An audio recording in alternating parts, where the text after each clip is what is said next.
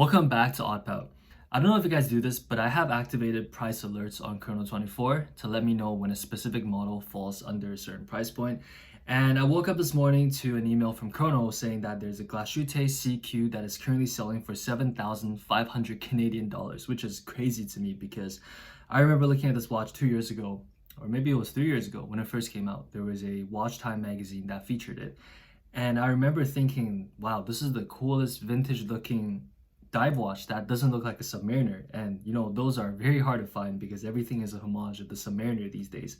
And I remember thinking, I really would buy this watch, but it was priced too high. Like the MSRP was 12,700 Canadian, which is more than a used 16610 from back in the day.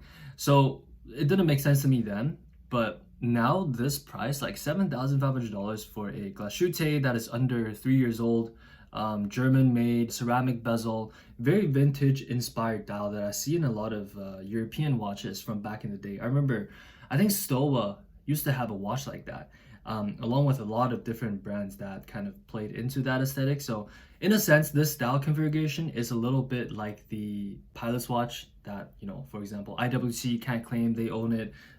All the other less well-known pilot watch makers can't claim they own it, but it's a design that's shared amongst all of them. But for IWC, I think a lot of us see the Pilot's watch as kind of their flagship lineup, especially if you're not that deep into the world of watches. And I think for this design, this 12 to 4, 6, 8, 10 dive watch design, it can very much be attributed to Glashutte because they are probably the most prestigious brand doing this look, and also they executed it the best. So I don't know, I'm not in a position to buy this watch right now, but I just find it very interesting and very beneficial to us buyers because yeah, these prices are really starting to come down. Another watch that I'm keeping my eyes on is the Blancpain Bath Escape, the 50 Fathoms, and that watch was trading for I think 10 to 11,000 Canadian, but I can potentially see it coming down to 8.5 now that you are able to get Submariners at like, I don't know, like 11,000 Canadian, 12,000 Canadians, depending on if you have the date or no date.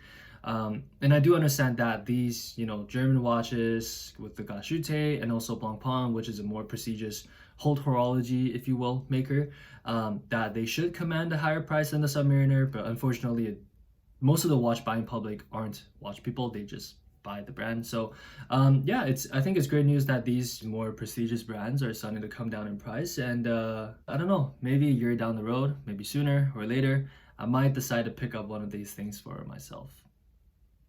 Anyways, just want to share that with you guys quickly. Make sure to like and subscribe. Let me know your thoughts in the comments, and I will see you in the next one.